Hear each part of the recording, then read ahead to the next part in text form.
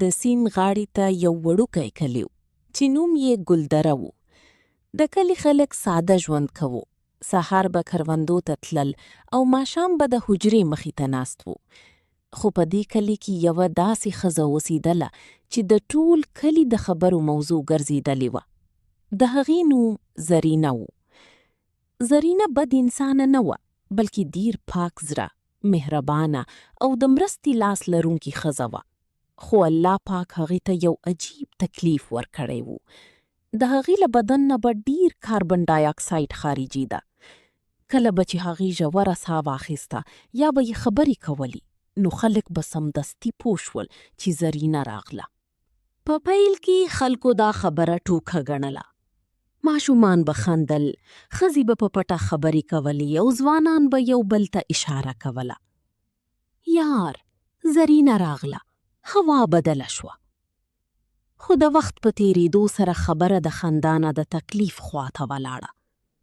په حجره کې که زرینه کېناسته، نو خلک به ورو ورو بهر وتل. په واده کې که ګډون وکړو، نو د ناستې ځای به تش کېده. زرینه به هر څه احساسول، خو څه یې کولی شول؟ هغې به یوازې مسکا کول او چوپه پاتې کېده. د زړه درد. یوه شپه زرینه د خپل کور انګړ کې ناسته وه. سپوږمۍ روښانه وه، خو د هغې سترګې له اوښکو ډکې وې. هغې خپل ځان سره وویل: یا الله، ما خو د چا بد نه دی غوښتي. خلک ولې زمانه تښتي؟ یوه ورځ کلي ته یو زاړه حکیم راغله. خلک به ور روان وو چې د خپلو ناروغیو علاج وکړي. د کلي مشر حکیم ته د زرینې کیسه وکړه. حکیم وویل: ما ته هغه ښځه راوړئ.